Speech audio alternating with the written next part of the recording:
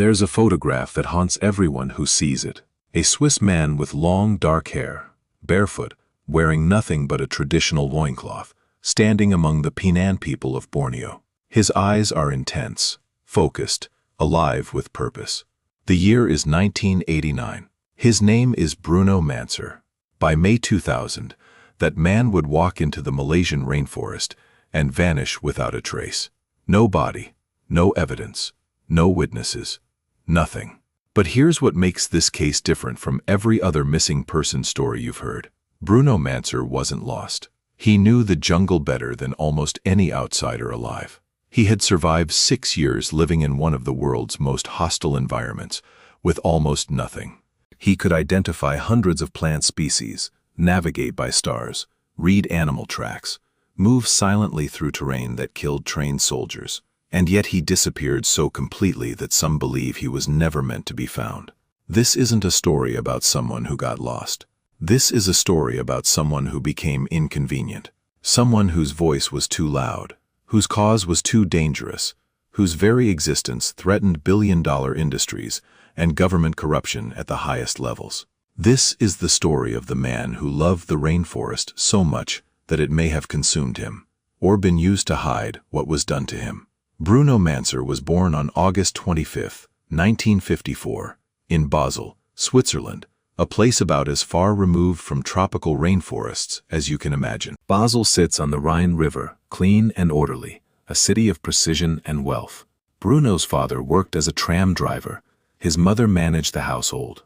They were working-class people, traditional, stable. But Bruno was never going to fit into that world. From childhood, he was restless. Not rebellious in the typical sense. He didn't smoke, didn't drink, didn't chase girls the way other boys did. His rebellion was quieter, deeper. He questioned everything. Religion, authority, the entire premise of modern civilization. While other teenagers in 1970s Switzerland were buying records and planning careers, Bruno was reading philosophy, studying anthropology, teaching himself about indigenous cultures. He became a shepherd. That might sound quaint, even romantic, but it was a deliberate rejection of industrial life. Bruno spent years alone in the Swiss Alps, living in small huts, tending sheep, reading voraciously. He grew his hair long. He stopped wearing shoes unless absolutely necessary. He ate simply, mostly bread, cheese, milk. He wanted to strip away everything that wasn't essential. Friends from that time describe him as intense, magnetic, but also isolated. He didn't have many close relationships. He didn't seem to want them. What he wanted was understanding, of nature, of himself, of what it meant to live without destroying. By his mid-20s, Bruno had become obsessed with one question. Could a person live in true harmony with the natural world? Not as a tourist, not as a visitor, but as an integrated part of the ecosystem. In 1984, he decided to find out. He began researching indigenous peoples, particularly nomadic hunter-gatherers. He read everything he could find about the Penan people of Sarawak, Malaysia, one of the last truly nomadic tribes on Earth. They lived in the rainforests of Borneo, moving through the jungle, hunting with blowpipes, gathering plants, building temporary shelters from leaves and branches. They owned almost nothing. They needed almost nothing. They had lived this way for thousands of years. Bruno became convinced that the Penan held answers to questions the modern world had forgotten to ask. In 1984, at age 30, he left Switzerland with almost no money, no contacts, no plan beyond finding the Penan and learning from them. He bought a one-way ticket to Malaysia. He carried one backpack, and then he walked into the jungle. To understand what happened to Bruno Manser, you have to understand Borneo in the 1980s. It wasn't the Borneo of nature documentaries, pristine, untouched, a green paradise frozen in time. It was a rainforest under siege. Borneo is the third largest island in the world, split between 3 countries, Indonesia, Brunei, and Malaysia. The Malaysian states of Sarawak and Sabah occupy the northern portion. Sarawak, where Bruno would spend most of his time, is roughly the size of England. In the 1980s, it was home to some of the oldest rainforests on the planet, ecosystems that had existed continuously for over 130 million years. But it was also home to timber. Enormous quantities of incredibly valuable hardwood, Meranti, Kapur, Karuing, trees that had been growing for centuries, some standing over 250 feet tall, their canopies so dense that the forest floor remained in twilight even at noon. +1. And the Malaysian government had decided to sell it. Throughout the 1970s and 80s, logging concessions were granted at a staggering pace. Foreign companies, Japanese, Korean, European, paid enormous sums for the right to clear-cut thousands of square miles. The timber was shipped overseas, turned into furniture, flooring, paper. The money flowed into government coffers and private bank accounts. But the Penan were in the way. For thousands of years, they had moved through these forests freely. They had no concept of land ownership. The jungle was their home, their supermarket, their pharmacy, their temple. They hunted wild boar and deer with blowpipes and poison darts. They gathered sago, a starchy palm pith that was their staple food. They knew which plants cured fever, which stopped bleeding, which could be eaten, which would kill. They had no written language, no formal government, no lawyers. And when the logging companies arrived, the Penan had no idea what was coming. The companies built roads deep into the forest, rough dirt tracks wide enough for enormous trucks. They brought in heavy machinery, chainsaws, bulldozers, cranes. They worked fast.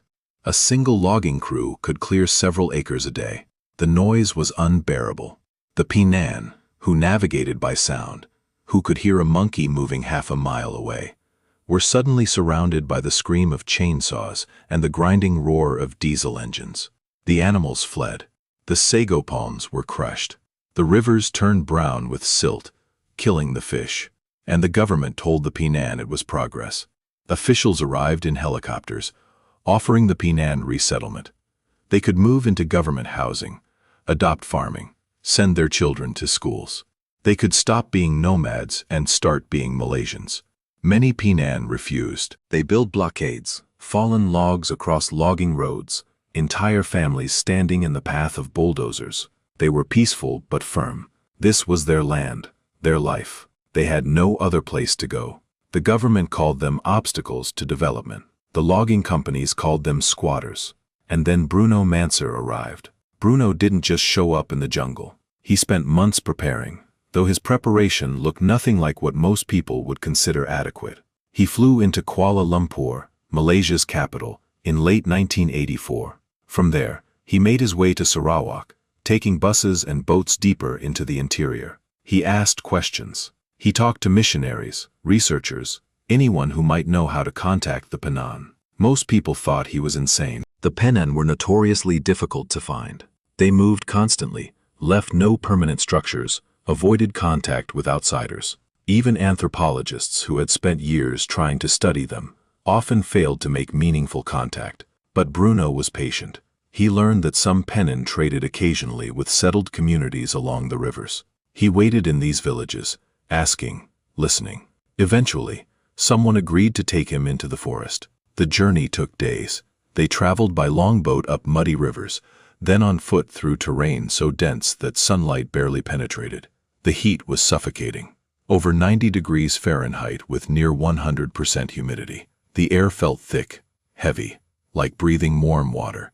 Bruno carried almost nothing. A small pack with basic supplies. No tent, no GPS, no satellite phone. And then, in early 1985, he found them. A small group of Penan, maybe 15 people, camped in a temporary shelter made of branches and palm leaves. They stared at him. He stared back. He later described that moment as the most important of his life. He didn't speak their language. They didn't speak his. But he sat down. He smiled. He made no demands.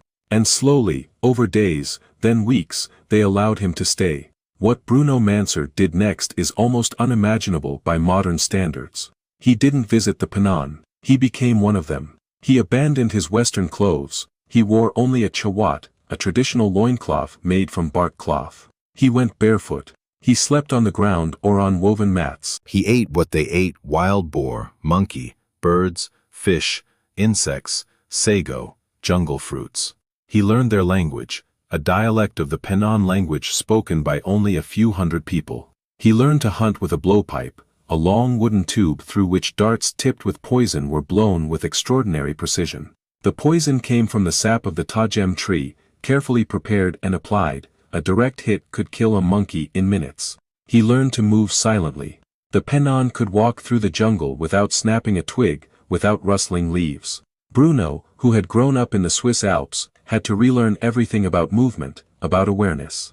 He learned to read the forest, which plants were edible, which were medicinal, how to find water, how to predict rain. How to navigate without a compass, by the position of the sun, the moss on trees, the flow of streams. The Penan gave him a name, Lackey Penan, Penan Man.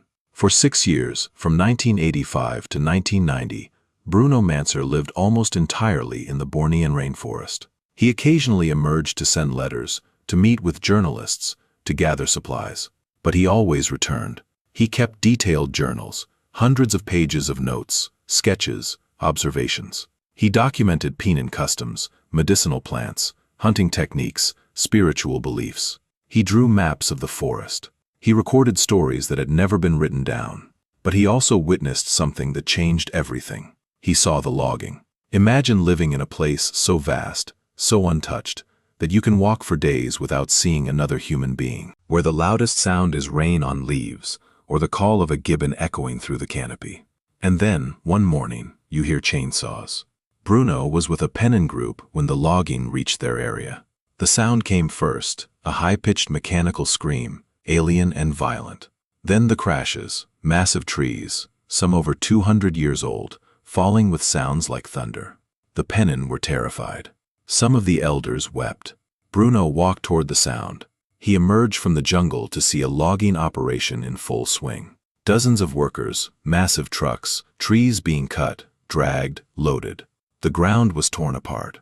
The streams were clogged with debris. He later wrote that he felt physical pain watching it, like seeing someone torture a living thing. But what made him truly angry wasn't just the destruction. It was the deception.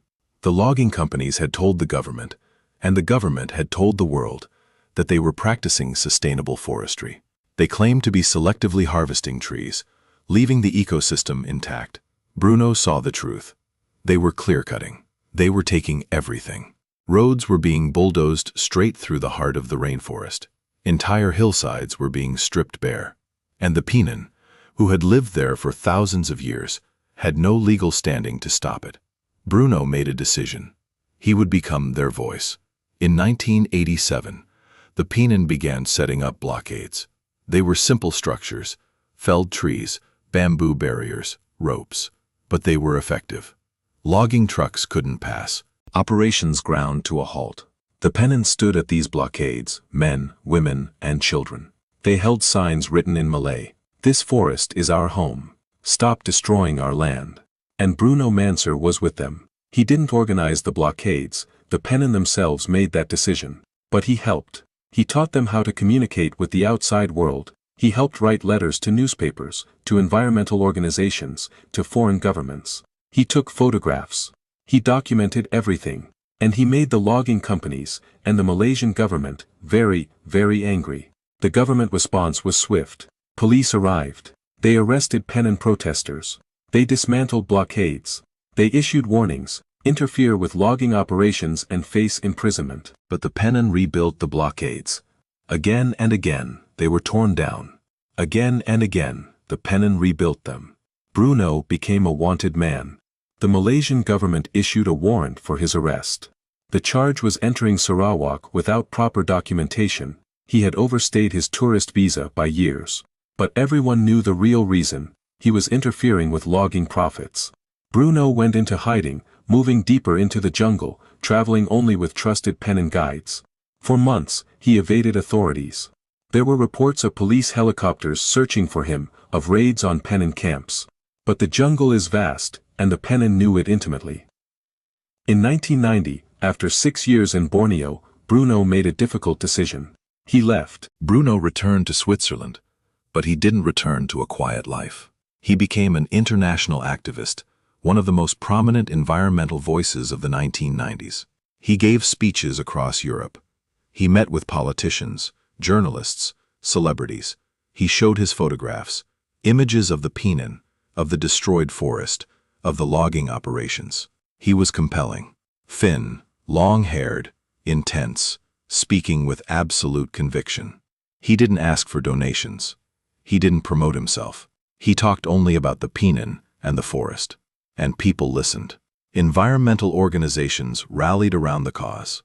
Protests were organized outside Malaysian embassies. Import bans on Malaysian timber were proposed in several European countries. The Malaysian government was furious. They accused Bruno of exaggerating, of fabricating stories, of exploiting the Penan for his own fame. But Bruno had evidence. Photographs, journals, testimony from the Penan themselves. In 1991, he founded the Bruno Manser Fund, an organization dedicated to protecting the rainforests of Borneo and supporting indigenous rights. Donations came in from around the world. +2. But Bruno was restless. He missed the jungle. He missed the Penan. He felt guilty, he later wrote, for being safe in Switzerland while they continued to suffer. He tried to return to Sarawak multiple times. Each time, he was stopped at the border. The Malaysian government had blacklisted him. He was denied entry, sometimes detained for questioning, then deported. So he tried other methods. He attempted to enter Sarawak illegally, crossing from Indonesia, traveling through the jungle. Several times he was caught and expelled. Once, he was reportedly held by Malaysian police for several days, interrogated, then put on a plane back to Europe. But he kept trying. Friends from this period describe him as increasingly obsessed.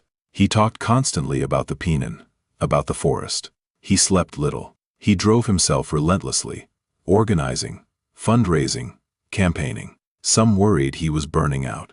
Others worried he was becoming reckless. By late 1999, Bruno Manser was 45 years old. He had spent 15 years fighting for the Penan, and he was losing. The logging hadn't stopped. If anything, it had accelerated. Millions of acres of Borneo's rainforest were gone. The Penan population was declining. Some had moved into government settlements. Others had died from diseases introduced by contact with outsiders. Bruno felt desperate. He decided to try one more time to reach the Penan, but this time he would do it differently. He planned to enter Sarawak secretly, avoiding all official checkpoints. He would cross from Indonesia, travel through remote jungle areas, and make contact with Penan groups he had known in the 1980s. He told almost no one about this plan. In February 2000, he flew to Indonesia. From there, he made his way to Kalimantan, the Indonesian portion of Borneo, near the border with Sarawak. On May 23, 2000, he crossed into Malaysia illegally. He was alone. He carried minimal supplies, some food, water, a small pack. He wore simple clothes, no phone, no GPS, no communication device. He told one person, a contact in Indonesia, that he would be back in a few weeks. And then he walked into the jungle. The exact details of Bruno Manser's final days are fragmented, based on sparse reports and second-hand accounts. What we know. On May 25, 2000, 2 days after entering the jungle, Bruno was reportedly seen by Penan villagers in the area near Ba Kelalan, a remote settlement in the highlands of Sarawak, near the Indonesian border. These villagers later told investigators that Bruno looked tired but determined. He asked about other Penan groups deeper in the forest. He shared a meal with them. He rested for a few hours. Then he continued walking into the jungle. That was the last confirmed sighting of Bruno Manser. What happened next is unknown. Some accounts suggest he was planning to reach Long Naper, a Penan settlement deeper in the interior. Others say he was looking for a specific elder he had known in the 1980s. But he never arrived anywhere. Days passed. Then weeks. In Switzerland, Bruno's family and colleagues at the Bruno Manser Fund grew concerned. He had missed scheduled check-ins. Phone calls went unanswered. By mid-June, they knew something was wrong. On June 20, 2000, the Bruno Manser Fund officially reported him missing. The Swiss government contacted Malaysian authorities, requesting assistance in locating him. The response was slow, bureaucratic, and ultimately inadequate. The Malaysian authorities conducted what they called a search operation. In reality, it was cursory at best. A small team was sent to the Ba Kelalan area. They interviewed a few villagers. They walked along some trails. They found nothing. The search lasted less than a week. Malaysian officials then declared that Bruno Manser had likely died in the jungle, an accident, they suggested. Perhaps he had fallen, or gotten lost, or been attacked by an animal. They closed the case. The Bruno Manser Fund was outraged. They pointed out the obvious. Bruno Manser didn't get lost. He had survived 6 years in that jungle. He knew the terrain, the dangers, the survival techniques. If he had been injured, he would have known how to signal for help, how to find water, how to stay alive. The fund organized their own search. They hired local guides. They offered rewards for information. They sent teams deep into the jungle, retracing possible routes. They found nothing. No body, no belongings, no signs of a struggle, no evidence of any kind. It was as if Bruno Manser had simply ceased to exist. In the 2 decades since Bruno Manser vanished, dozens of theories have emerged. Some are plausible. Some are speculative. Some veer into conspiracy. Theory 1. He died in an accident. This is the official Malaysian government position. The jungle is dangerous. Floods, landslides, wild animals, poisonous plants, cliffs hidden by vegetation. Even experienced jungle travelers can make fatal mistakes. Supporting evidence. The jungle is genuinely treacherous. People do die there. Counter evidence. Bruno had survived that same jungle for 6 years. He knew how to avoid danger. And if he had been injured, his body should have been found. Bodies don't just vanish in the jungle. They decompose, yes, but bones remain. Clothes remain. Equipment remains. Extensive searches found nothing. Theory 2. He chose to stay. Some believe Bruno never intended to return. That he walked into the jungle, planning to live out his life among the Penan, cutting all ties with the outside world. Supporting evidence. Bruno was deeply unhappy in Switzerland. He felt the Penan were his true family. He had expressed, in letters, a desire to disappear from modern life. Counter evidence. If this were true, he would likely have been seen by Penan groups over the years. The Penan community is small, interconnected. News travels. And Bruno was distinctive. A white man living Penan style would have been noticed, talked about. In 20 years, not a single confirmed sighting has emerged. Theory 3. He was killed by logging interests. This is the theory that refuses to die, and for good reason. Bruno Manser had made powerful enemies. The logging industry in Malaysia was worth billions. Companies had close ties to government officials. Some of these officials had become wealthy through timber concessions. Bruno was a threat. His activism had led to international pressure, import bans, protests. He had embarrassed the Malaysian government on the world stage. And he was planning to gather more evidence, photographs, testimony, documentation of illegal logging. The theory suggests he was tracked, intercepted, and killed. His body was then disposed of in a way that ensured it would never be found. Supporting evidence. Bruno was an international figure. His disappearance was extremely convenient for logging interests. The Malaysian government's search was half-hearted at best. Several environmental activists in Southeast Asia have been murdered for their work. It's not unprecedented. Bruno's route would have taken him through or near active logging areas. Someone could have spotted him. Counter evidence. No witnesses. No evidence of foul play. No deathbed confessions. No leaked documents. Nothing. Killing a high-profile foreign activist would have been enormously risky. The international backlash could have been severe. But then again, if the body is never found, it's not murder. It's just a missing person case. +1. Theory 4. He was arrested and died in custody. A variant of the previous theory, Bruno was intercepted by Malaysian police or military. He was detained, questioned, perhaps mistreated. He died, either deliberately or accidentally, and his death was covered up. Supporting evidence. The Malaysian government wanted him gone. Arresting him would have been legal. He was in the country illegally. Deaths in custody do happen. If Bruno resisted, if interrogation became violent, things could have escalated. Admitting they had killed a famous environmental activist, even accidentally, would have been a diplomatic disaster. Counter evidence. Same as before. No evidence. No leaks. No witnesses coming forward, even decades later. Theory 5. The Penan know what happened. Some investigators believe the Penan community knows more than they've said. Perhaps Bruno did reach a Penan group. Perhaps he died of illness or an accident, and they buried him according to their traditions. Perhaps they chose not to report it to outsiders.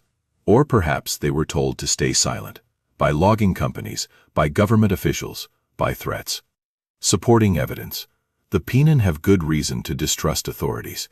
They've been lied to, exploited, displaced. Why would they cooperate?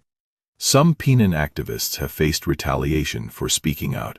Silence is often safer. Counter-evidence. The Penan who knew Bruno loved him. He was Lakey Penan, one of them. If they knew he was dead, why wouldn't they tell his family, his organization? Why let the mystery continue? There are pieces of this case that nag at anyone who studies it carefully, small details that don't fit any neat narrative. The timing. Bruno disappeared in May 2000. That same month, the Malaysian government announced new logging concessions in Sarawak, opening up areas that had previously been contested. Was this coincidence? The lack of evidence. In 20 years of searching, not a single item belonging to Bruno has been found. No backpack, no clothing, no tools. Nothing. How is that possible? Even if he died in an accident, even if animals scattered his remains, something should have survived. Fabric doesn't fully decompose in the jungle, it can last for years. Metal buckles, zippers, water bottles don't vanish. It's as if he was erased. The witnesses who vanished, two Penan individuals who claimed to have seen Bruno shortly before he disappeared, later recanted their statements. One said he had been mistaken. The other stopped talking to investigators entirely. Were they pressured? The blocked investigation. The Bruno Manser Fund wanted to hire private investigators, wanted to fund extensive searches. The Malaysian government denied them permits to enter the areas where Bruno had disappeared. For years, access was restricted. When it was finally allowed, the trail was long cold. The silence. In the years after Bruno disappeared, several Penan activists continued his work. They organized protests, spoke to media, advocated for their land rights. But when asked about Bruno, they often grew quiet. They gave vague answers. They said they didn't know what happened. But their body language, witnesses said, suggested otherwise. Bruno's family never stopped searching. His sister, Monica, became the public face of the effort. For years, she traveled to Malaysia, met with officials, organized searches, gave interviews. She described the not knowing as unbearable. Worse than grief. Grief has finality. Not knowing is endless. In 2005, 5 years after Bruno disappeared, his family held a memorial service in Switzerland. They didn't call it a funeral. Bruno hadn't been declared dead yet. But they needed closure, some way to mark his absence. Hundreds of people came. Environmental activists, Penan representatives who had traveled from Borneo, friends, supporters. They spoke about Bruno's courage, his commitment, his love for the forest and the Penan people. But they also spoke about the injustice of his disappearance, the way the case had been mishandled, the way powerful interests had been allowed to evade scrutiny. In 2010, 10 years after he vanished, Bruno Manser was officially declared dead by Swiss authorities. His family finally had legal closure, but they never had answers. As of 2026, Bruno Manser has been missing for 26 years. The official cause of death, unknown. The official location of death, unknown. The Malaysian government has never reopened the case. They maintain that Bruno died in an accident in the jungle, and that further investigation is unnecessary. The Bruno Manser Fund continues to operate. They've shifted focus from searching for Bruno to continuing his work, protecting what remains of Borneo's rainforest, supporting Penan land rights, documenting environmental destruction. The logging in Sarawak continues, slower than before, due to international pressure, but it hasn't stopped. Millions of acres are already gone. The Penan population is a fraction of what it was. In 2020, on the 20th anniversary of Bruno's disappearance, a documentary was released in Switzerland. It featured interviews with people who had known him, footage of the jungle, photographs from his time with the Penan. At the end, the filmmakers posed a question. If Bruno Manser were still alive, what would he say? They concluded he would say, "Don't look for me, look at what's happening to the forest." But that doesn't satisfy everyone. Here's what we know for certain. Bruno Manser was a highly skilled jungle survivor. He had lived in the Bornean rainforest for 6 years. He knew the terrain, the dangers, the survival techniques. He entered the jungle in May 2000. He was seen by witnesses on May 25, 2000. And then he vanished so completely that in 26 years, not a single trace of him has been found. No body, no belongings, no evidence. In a jungle where bones last for decades, where fabric survives for years, where metal never fully disappears, nothing belonging to Bruno Manser has ever been recovered. That's not normal. That's not how people disappear in the jungle. So, what happened? If he died in an accident, where is the body? Where are his things? If he chose to stay, why has no one seen him? If he was killed, who did it? And how did they hide all evidence so perfectly? The most unsettling possibility is this: Bruno Manser's disappearance was too complete to be accidental. Someone wanted him gone. Someone with the resources, the motivation, and the knowledge of the jungle to make him vanish without a trace. And in a region where environmental activists are threatened, where logging profits run into billions, where government corruption is well documented, that possibility isn't paranoia. It's realistic. There's a photograph that haunts everyone who sees it. A Swiss man with long dark hair, barefoot, wearing nothing but a traditional loincloth, standing among the Penan people of Borneo. His eyes are intense, focused, alive with purpose. That man walked into the jungle in May 2000. And he never walked out. But his voice didn't disappear with him. The Bruno Manser Fund continues to fight for the Penan, for the forest, for the principles Bruno believed in. Environmental laws in Malaysia have slowly improved, not enough, but more than before. International attention on rainforest destruction has increased. The Penan still remember Lake Penan. Some of the elders tell stories about him to their grandchildren. Stories about the white man who lived like them, who fought for them, who disappeared into the forest like a spirit. Some believe he's still there, somehow, watching, waiting. Others believe he's gone, but that the jungle keeps his secrets. What's certain is this: Bruno Manser's story doesn't end with his disappearance. It ends with a question that has never been answered and may never be answered. What happened to the man who knew the jungle better than almost any alive? How does someone like that simply vanish? And who benefits from him staying vanished? If you're listening to this, if you're learning about Bruno Manser for the first time, remember this: he was a real person. He had a family. He had friends. He had a purpose. And someone, somewhere, knows what happened to him. The jungle keeps many secrets, but this one feels like it shouldn't be kept. Bruno Manser walked into the rainforest alone on May 25, 2000. He was never seen again. And 26 years later, we still don't know why.